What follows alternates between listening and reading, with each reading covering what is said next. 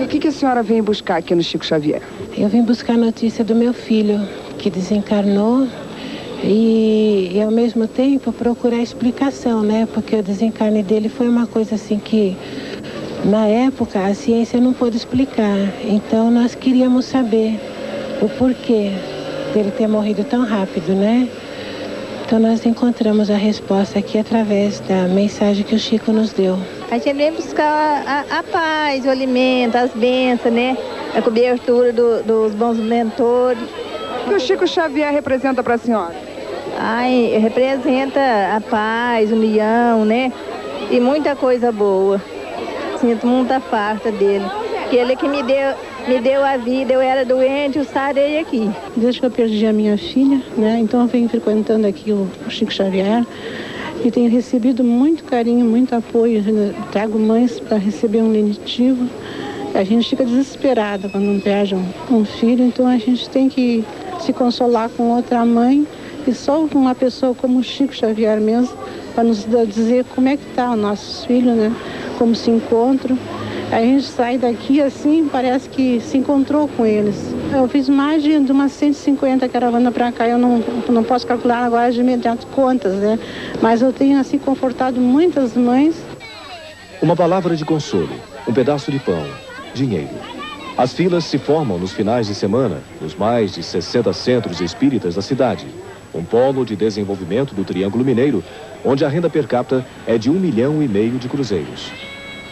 Onde há mais roubos do que crimes. Foram 6 homicídios este ano.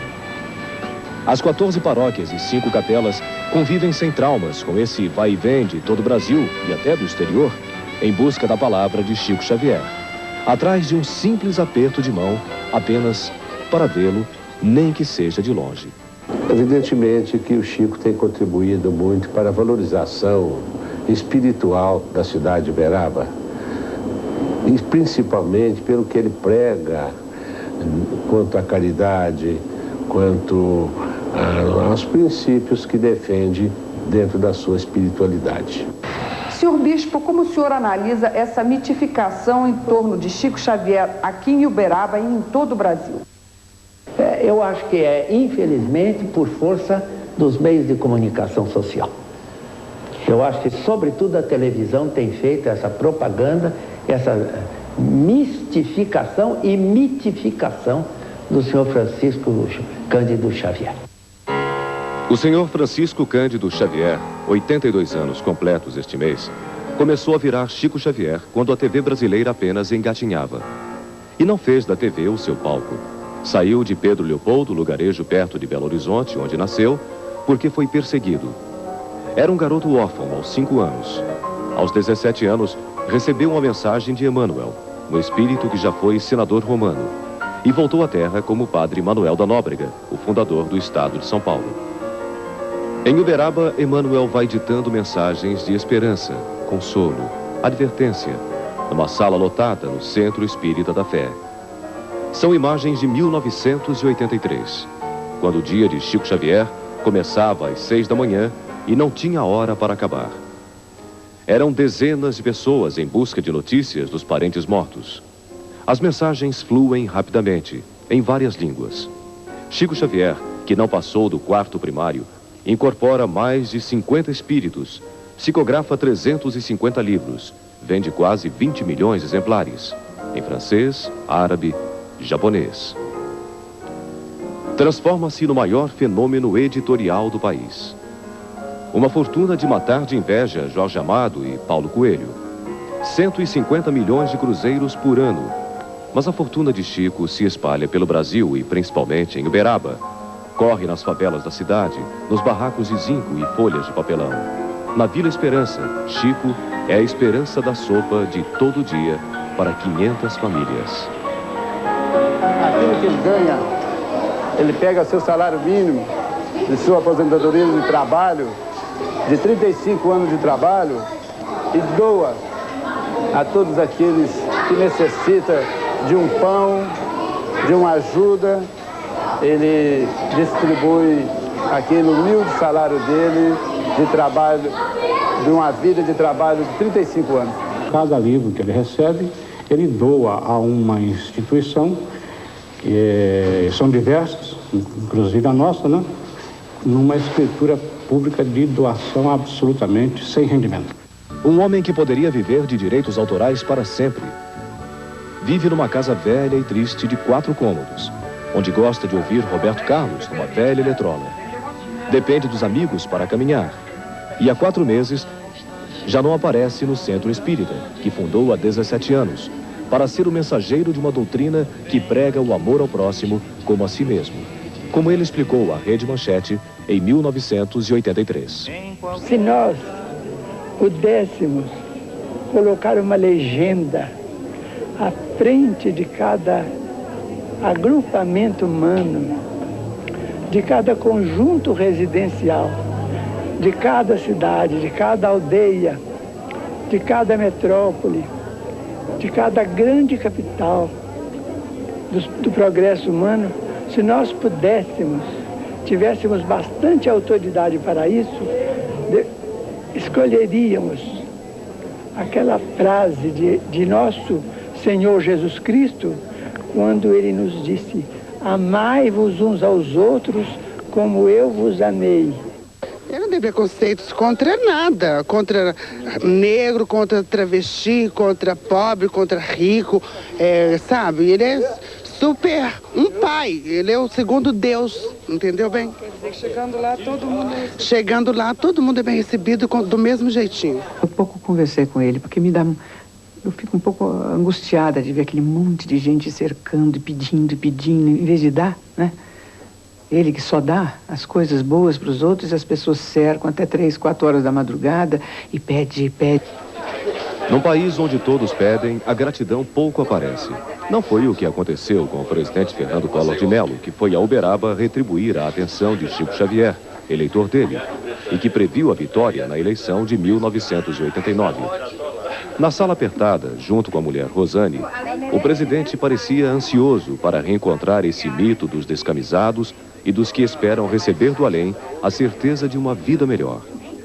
Foi um encontro marcante para o presidente, que ainda não tinha as marcas do desgaste do poder, nem imaginava que para tirar o país da crise precisava de um emendão. O emendão foi posto de lado pelo presidente para esta reflexão que é quase um apelo. Presidente, nós sabemos que toda vez que o senhor vai a Uberaba, o senhor não deixa de visitar o médium Chico Xavier. Nós gostaríamos de saber qual é o seu relacionamento com ele e qual é a sua opinião sobre o médium. O Chico não é somente um bom brasileiro, ele é um espírito iluminado. Ele é um homem que joga luzes no momento em que nós estamos em dúvida sobre o caminho a seguir. Ele é um homem que nos dá inspiração a prosseguirmos na luta, a buscarmos os nossos objetivos que são calcados numa reta intenção.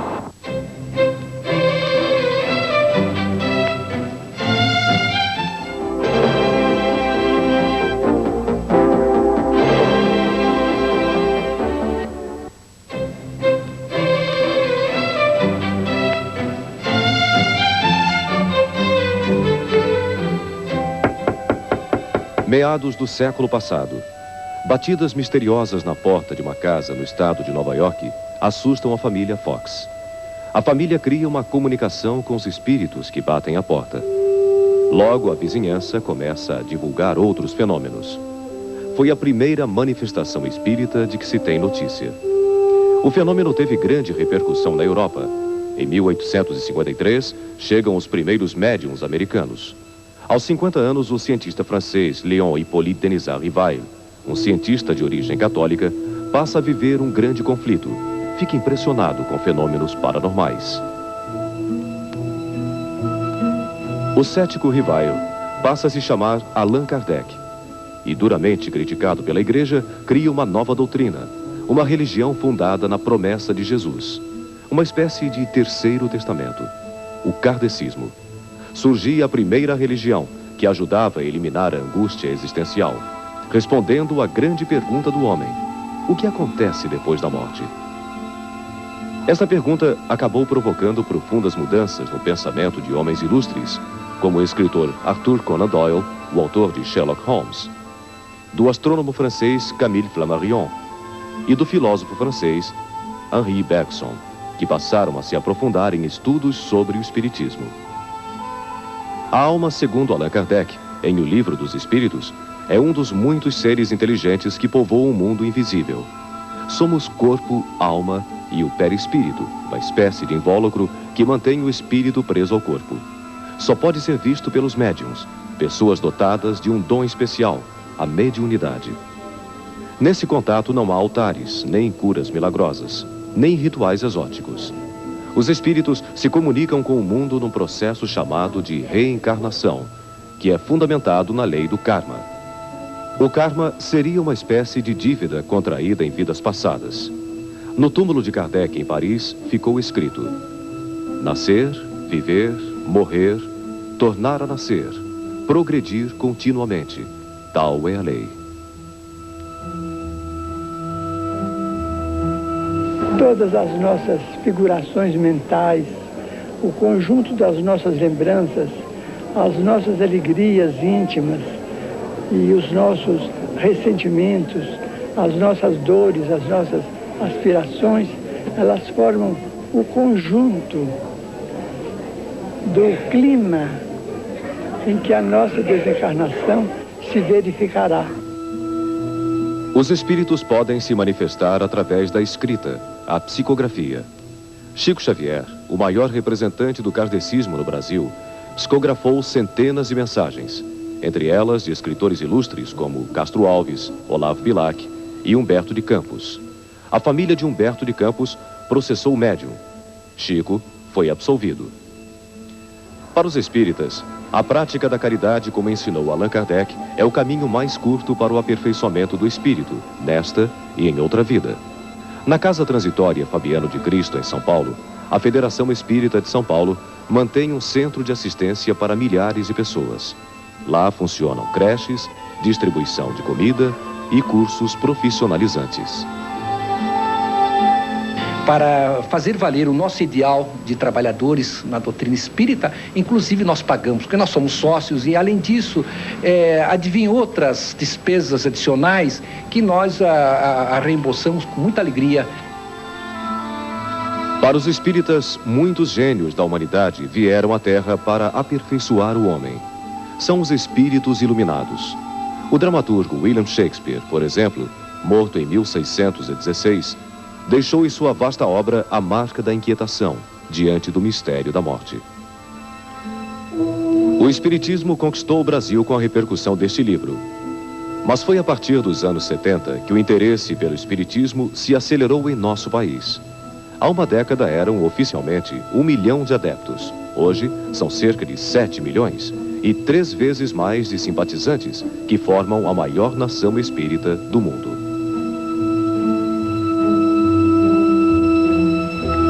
Sou católica, mas gosto muito de espiritismo. Sou católica, mas respeito. O número de centros espíritas ultrapassa os 5 mil. Uma multidão que compra anualmente quase 3 milhões de livros. O nosso grande público está na classe média. Na classe média em todos os seus setores. Eu vejo essa procura crescente sem nenhuma surpresa. Sem nenhuma surpresa, porque eu acho que a humanidade está voltando a um momento onde ela se aproxima novamente dos valores espirituais. Nós passamos, no começo do século, por um momento de materialismo, positivismo, um afastamento muito grande da espiritualidade. Havia uma crença de que a ciência resolveria tudo. E acho que agora está na hora de se resgatarem os valores da espiritualidade. O valor da espiritualidade ultrapassou as fronteiras da religião, chegando às universidades. Numa delas, a Unicamp, em São Paulo. O neurologista Nubor Fakuri realizou pela primeira vez um congresso abordando cientificamente o espiritismo. Foi há 5 anos e provocou muita polêmica. Eu tenho a impressão que ali, ao se reunir físicos, matemáticos e engenheiros interessados em discutir o processo de interação entre matéria e energia, foi possível nós introduzirmos dentro desse ambiente de discussão a chamada interação cérebro-mente. Diretor do Instituto do Cérebro, que funciona no Hospital Irmãos Penteado, o Dr. Facuri tem uma alternativa para os males que afligem o povo brasileiro. As cirurgias espirituais só estão sendo feitas exatamente porque está faltando médico aqui, do ponto de vista do campo físico, para fazê-las. Para uma nação que se diz católica, a contradição não para aí, nem cessam as divergências. Em matéria de doutrina, nós estamos diametralmente opostos, porque a doutrina católica, evangelicamente católica, é uma doutrina que não se coaduna com a doutrina espírita. Seria a mesma coisa que roda quadrada. O Chico é o real, é o verdadeiro cristão, é aquele que não tem barreiras. O Chico, quando ele atendia publicamente, você via pessoas muito mais de outras religiões do que espíritas.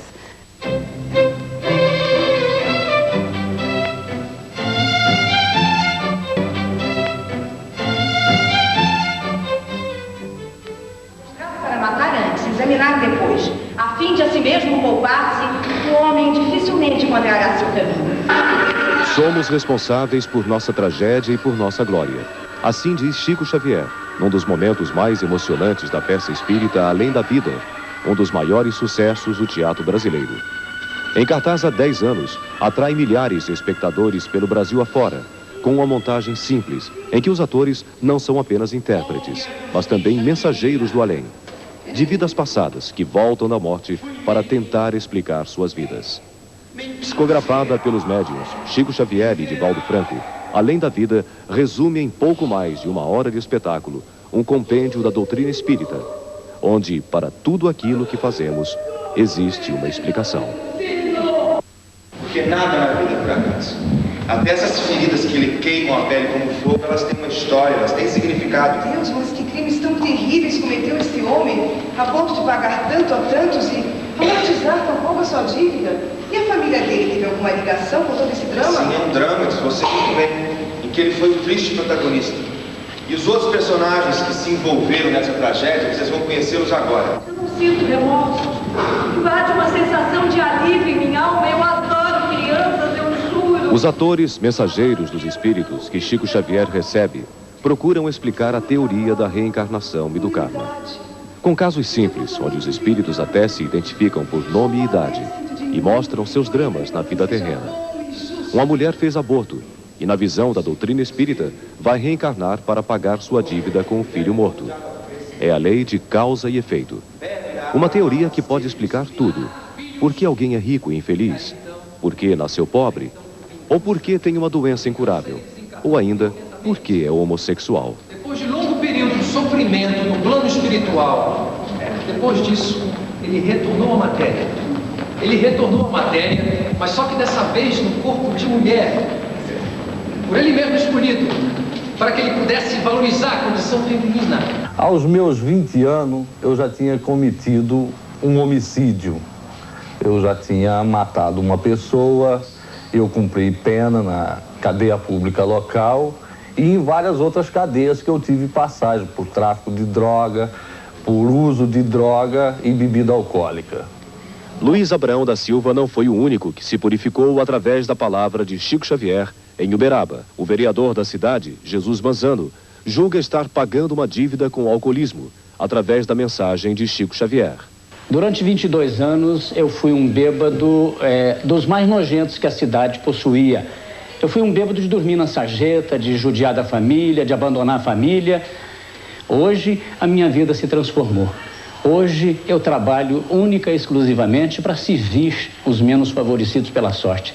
Ela vai perseguindo um transeunte bêbado que passava mais ao longe. Só que ela o vai perseguindo até matá-lo. Até matá-lo, sem compaixão. Mortos que caminham. Mortos que têm culpa. Vivos que querem se comunicar com os mortos. Em Uberaba, ou muito além de Uberaba, nada é impossível. A morte do meu filho foi em Porto Alegre, na marquise das lojas de Arapuã. O meu filho ia passando e a metade da marquise já tinha caído. Então ele viu uma menina que estava ainda a marquise por cair em cima dela e ele pulou para lá e salvou a menina, retirou a menina e quando foi buscar a avó da menina, ele ficou. Ele era o PM, Oscar Silva da Silva. A senhora chegou a receber alguma mensagem do seu filho? Já recebeu uma mensagem. E a mensagem dizia que ele estava muito bem, né? E a gente começou a entender que existe uma vida depois da morte, né? Existe uma vida depois da morte, aí a gente vai ficar mais conformada, né? Mas me parece também que mesmo inconscientemente, a tragédia está sempre presente na vida dele. Claro, ele cometeu um crime, está registrado no consciente dele. Depois que ele desencarnou, ele passou um período muito longo nas áreas inferiores da espiritualidade, completamente louco, completamente desnorteado. O poder de se comunicar com os mortos envolveu Chico numa decisão judicial polêmica, que teve repercussão internacional, como conta a repórter Rejane Schumann. Em 1980, o bancário João Francisco de Deus foi acusado de matar a tiros a mulher dele, Gleide Maria, ex-Miss Mato Grosso do Sul. Eu contava às pessoas que tinha sido um acidente de carro que tinha ceifado a vida da minha Gleide Maria. E, no entanto, na mensagem que o Chico recebeu, veio falando sobre um acidente de arma de fogo. A mensagem ditada por Gleide Maria inocentou o marido, explicando que os tiros foram acidentais. A carta foi apresentada no julgamento pelo advogado de defesa de João de Deus. Eu atribuo essa vitória às mensagens do Chico, porque foram confirmadas pela prova pericial e testemunhal do processo. O Chico teve um fator decisivo na absolvição do réu. A mediunidade de Chico Xavier não provoca apenas polêmica. Causa espanto até mesmo aos que nunca se interessaram pelo espiritismo, como aconteceu com o filho da atriz Cacilda Becker, Luiz Carlos Becker, o Cuca. Cacilda morreu em 1969, depois de brilhar 26 anos nos palcos, como a dama do teatro brasileiro. 10 anos depois, Cuca teve o primeiro contato com a mãe, através de Chico Xavier, em Uberaba. À noite, o Chico começa a psicografar. Eu sentado assim na ponta da mesa, tive uma intuição muito esquisita. Olha, a Cacilda que está escrevendo. Eu jamais esperei uma mensagem da Cacilda. E ao terminar a reunião, realmente o Chico disse, olha, a sua mãe mandou uma mensagem. Lá, onde nos reencontraremos, todos seremos iluminados pelo eterno resplendor. Cuca, meu filho, Dorita, filha do coração, amem-se tanto quanto os amo, com as minhas penas e com as minhas alegrias. É absolutamente o estilo da Cacilda e responde à época aos questionamentos, às perguntas que eu teria, ou melhor, que eu teria para mim mesmo, dúvidas que eu sentia, e foi extremamente fiel e, enfim, é Cacilda Becker em todos os sentidos. Eu nasci em Pirassununga, estado de São Paulo, no dia 6 de abril de 1921.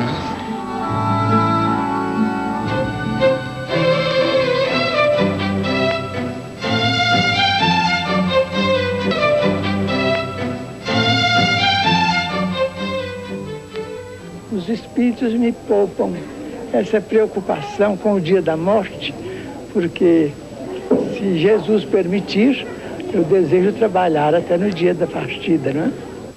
Francisco Cândido Xavier agora trabalha em silêncio, nesta casa de muros altos, onde pouca gente entra. É uma forma de poupar um homem que virou lenda, não só em Uberaba, mas no exterior. Chegou a ser indicado para o Prêmio Nobel da Paz. Aos poucos, a Uberaba da juventude de Chico vai se tornando um pequeno universo em desencanto, com a cara do Brasil. Travestis e prostitutas cruzam nas ruas com os que vão para a fila da sopa, do pão e do dinheiro. Chico Xavier faz o que pode, mas não está mais distribuindo o pão, nem dando conselhos. Tem feito muita falta para nós aqui. Tenho saudade de beijar a mãozinha dele e ele beijar minha mãozinha, né? Sinto a falta do Chico Xavier aqui. Estou sentindo muito. Eu estou assim, rezando que ele volte. Estou rezando que ele volte. Assim, nós estamos assim naquela... Só em saber que já está melhor, né? Que ele não pode vir ainda mais. A gente já se sente feliz. Mas o filho dele está fazendo aí todos os sábados, né? O filho adotivo de Chico Xavier, Eurípides, tenta substituir o pai. Chico, pai de todos. A maioria vinha mais por aquilo que a pessoa de Chico representa, não só para nós, que podemos nos dizer que estamos numa condição mais, assim, menos necessitada do que a deles, eles vinham mais também em busca de um amparo, que o Chico exerce a função de pai, não de um nem de outro, de qualquer tipo de classe. O Chico está um pouquinho defasado, porque o Chico prega uma harmonia total num mundo que é quase revolta total. De forma que o Chico está um pouquinho defasado dentro dos aspectos estritamente políticos. Chico Xavier, protegido da violência que ronda as ruas de Uberaba, tem sido uma fonte de renda na cidade, onde o turismo cresceu nas últimas 3 décadas e agora enfrenta uma crise. Muita gente vem do interior com a mochila nas costas para buscar em Uberaba esse lenitivo que, segundo consta, o Chico daria. Não é bem isto, porque o Chico não tem nenhuma fortuna para distribuir. O Chico dá conselhos, o Chico dá o lenitivo para as pessoas aflitas. Mas, na verdade, aqui não é uma meca de atendimento aos infortunados. Infelizmente, é uma das notas de Uberaba é irradiar espiritismo, que é uma doutrina alienante e uma prática ainda mais alienante. E nós precisamos de brasileiros que se fixem na realidade da terra para redimir o homem e não para ficar com doutrinas alienantes que levam o homem a suposições falsas. Se o brasileiro precisa de realidade, basta visitar o Lar Espírita André Luiz, criado por sugestão de Chico Xavier para ajudar pessoas carentes. O Lar André Luiz vive da renda dos livros do médium e de doações de todo o país. É mais um elo numa corrente de fraternidade que une espíritas e não espíritas. Todos, de alguma forma, herdeiros da obra de Chico Xavier. Eu dediquei um pedaço do meu tempo ao ser humano, porque Jesus diz: amai o próximo como a ti mesmo. E é isto que a doutrina espírita nos ensina. E Chico Xavier me mostrou o caminho da caridade, o amor ao próximo. Elmiro, conhecido como Netinho, é um dos poucos que tem acesso direto ao médium. É barbeiro de Chico Xavier. E também quem penteia a peruca, marca registrada de Chico, um homem vaidoso. Todo dia eu vou à casa de Chico Xavier fazer a sua barba, porque ele não pode me deixar, ele tem que cuidar do seu corpo, da aparência. Neuza Arantes também participa da rotina do médium, hoje restrita às mensagens escritas. O Chico faz uma distribuição de mensagens diária. Ele tem uma rotina de trabalho em que ele distribui as mensagens através de caixas, onde ele coloca de 30 a 40 mensagens e endereça às pessoas no Brasil todo. Neuza rebate as críticas de que o filho adotivo de Chico Xavier criou uma barreira entre o médium e os que precisam dele. Chico é uma pessoa que não permite que se entre na individualidade dele. Ele é uma pessoa que os outros não têm autoridade sobre ele, entendeu? Ele é autoridade na casa dele, mas ele tem aquelas pessoas que ele ama profundamente e que o amam também. Eu acho que a juventude de Uberaba não reconhece o trabalho do Chico Xavier, porque geralmente todas as entrevistas do Chico Xavier, você nunca vê jovens perto, mas é pessoal de segunda idade mesmo. Nunca fiz consulta com ele, mas tenho vontade de um dia ainda poder falar com ele. Todo mundo está procurando alguma coisa no sentido espiritual, porque materialmente, salve-se quem puder, né? No início do século, havia cerca de 500 mil kardecistas na França, que é considerada o berço do kardecismo. Hoje esse número não chega a 1000. Enquanto isso, no Brasil existe há 30 anos uma escola que forma médiuns espíritas. É a Federação Espírita do Estado de São Paulo. Por aqui já passaram 80 mil alunos. 48 mil se formaram médiuns. Hoje, são 7 mil alunos estudando espiritismo. 70% desses alunos têm curso superior e são de classe média. E o que buscam essas pessoas nas aulas de mediunidade? Vencer o medo da morte? Das doenças? Enfrentar com resignação os problemas do cotidiano? Se eles quiserem fazer os nossos cursos, conhecer melhor a doutrina espírita, eles são encaminhados aqui para a área de ensino, então eles iniciam um curso de espiritismo que tem o nome de preparatório. E como é essa área de assistência espiritual? O que é feito lá? Na assistência espiritual, primeiro eles passam por um exame espiritual, são encaminhados para diversas assistências conforme a necessidade de cada um.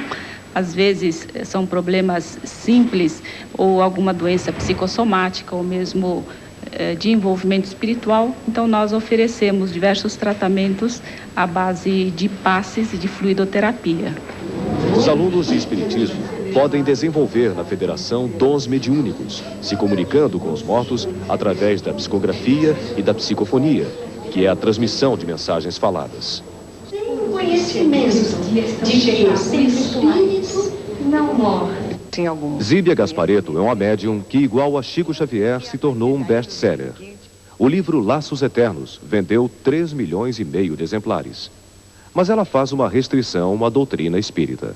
Eu discordo dessa parte de karma, né? Que você tem que sofrer para ser feliz. E quando você pensa assim, você atrai tudo isso para você. Se todas as leis da doutrina nem sempre são aceitas, Chico Xavier, no entanto, é uma presença forte em toda parte. É um homem que fez muita coisa boa, faz muita coisa boa. Mas para mim, realmente, não representa nada. Se eu me concentrar, estou vendo ele na minha frente. É? Tá vendo ele agora, Chico Xavier? Aqui na sua frente? É, no espiritismo, né? Eu acredito que ele está em toda parte, desde que nós acreditamos na espiritualidade. Então não precisa de entrar em matéria. Eu tenho certeza que em espírito ele está junto conosco todas as horas, em todos os minutos. Para nós espíritas, como a morte não existe, nós o perderemos nesse plano de vida e vamos ganhá-lo no outro lado da vida, muito mais ativo e atuante. Tem grandes seres humanos, tanto quanto o Chico. E outras pessoas virão fazer o seu trabalho e continuar o trabalho que ele faz. Eu acho que ele deixou a marca dele registrada. Ele é um pioneiro, ele abriu o caminho na pior fase, em momentos mais difíceis. Agora o caminho está aberto, agora ser espírita virou moda. A lição está dada, o exemplo está dado. O Chico tem a sua missão plenamente cumprida como grande personalidade que é, não do Brasil, do mundo, do século, diria entre os 10 maiores homens do século.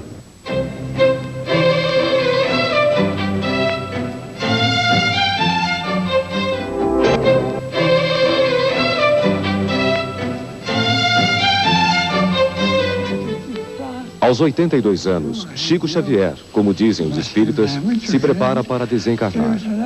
Na casa humilde, no Parque das Américas, em Uberaba, este é um momento raro na vida dele. Junto dos amigos, ele brinca e conversa, esquecido da dificuldade de falar e enxergar. Sofre de labirintite e angina. Teve 3 infartes e só este ano 3 pneumonias. Por causa da doença, foi criada uma verdadeira barreira em torno do médium mais famoso do Brasil. Para chegar até ele, a equipe da Rede Manchete precisou seguir alguns conceitos da doutrina espírita: paciência, humildade e perseverança.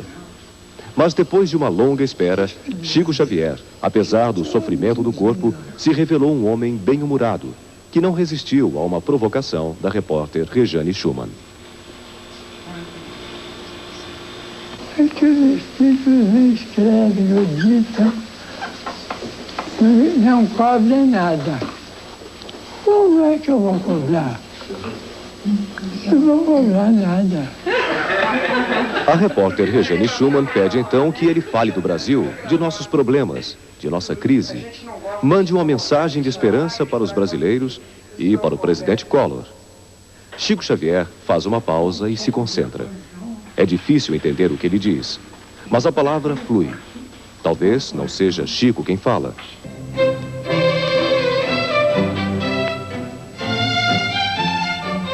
Governar, a meu ver, é quase que um martírio mental. Porque a criatura perde o tipo, que o tipo passa a pertencer ao povo que ele dirige. Chico Xavier disse que governar é um martírio. O senhor confirma isso? Fica difícil para mim desmentir, ou melhor dizendo, fica difícil para mim desconsiderar uma afirmação de Chico Xavier. Mas, a ser verdade o que afirma o Chico, eu acho que é talvez inspirador este sacrifício, porque é o instrumento que Deus coloca nas nossas mãos para promovermos as grandes transformações que a sociedade deseja na busca do estabelecimento da justiça social, da concórdia, da confraternização e da paz entre os homens.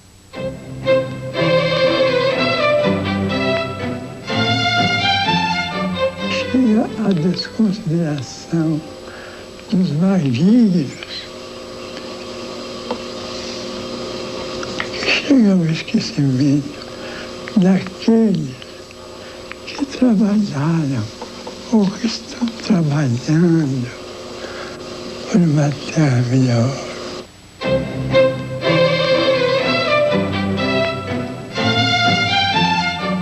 O empresário brasileiro é um homem bom.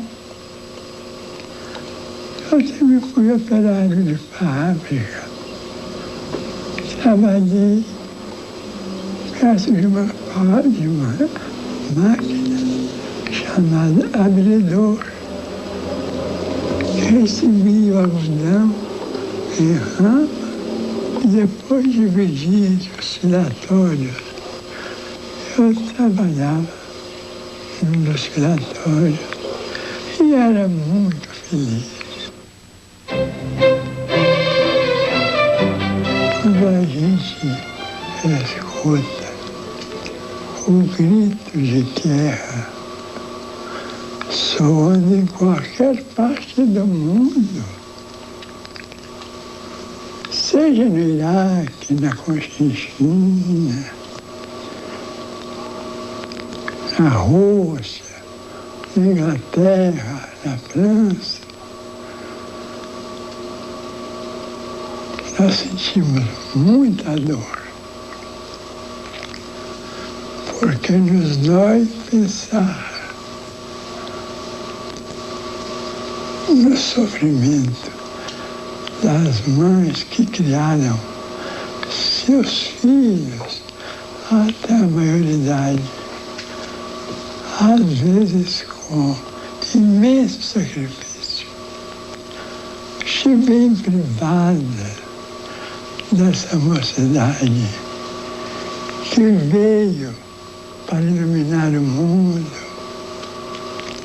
e criar novos caminhos para nós.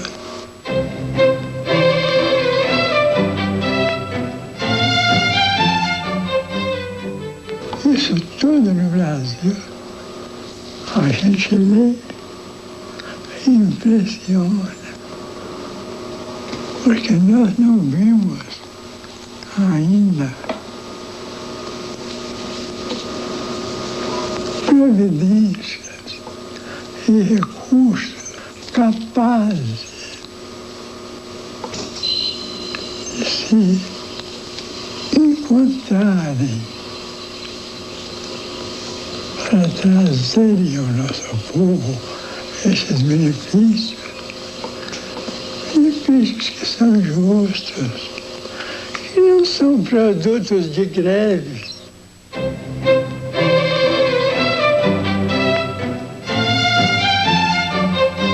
Eu creio que se nós, como povo, fôssemos educados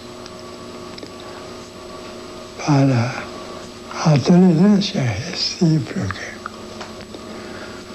para o respeito à autoridade, para o trabalho persistente, sem conflitos entre empresários e trabalhadores, se nós todos nos uníssemos para compreender a necessidade desses valores espirituais, na vida de cada um ou de cada grupo social, nós seríamos realmente um país extremamente venturoso.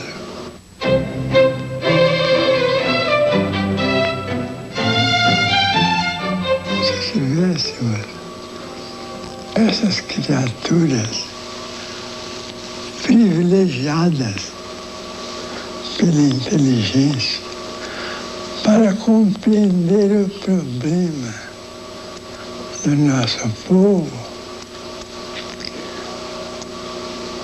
nós teríamos encontrado, ou estaríamos encontrando, uma vida de muita progresso, cultura, alegria e, sobretudo, paz.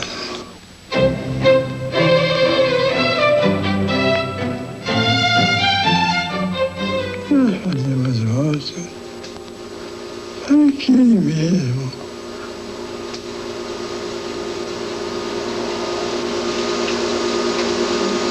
tenha coragem da renúncia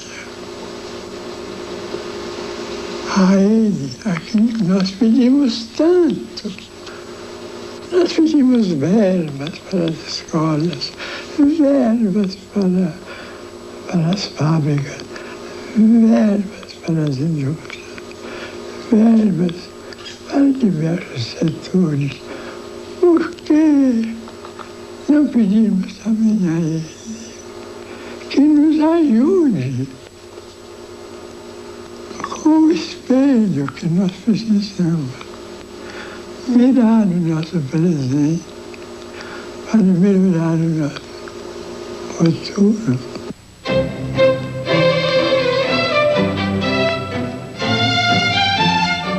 O povo brasileiro em si é pacífico, é ponderado, trabalhador, inteligente, e nós poderíamos produzir grandes valores semelhantes aos chamados países do primeiro mundo.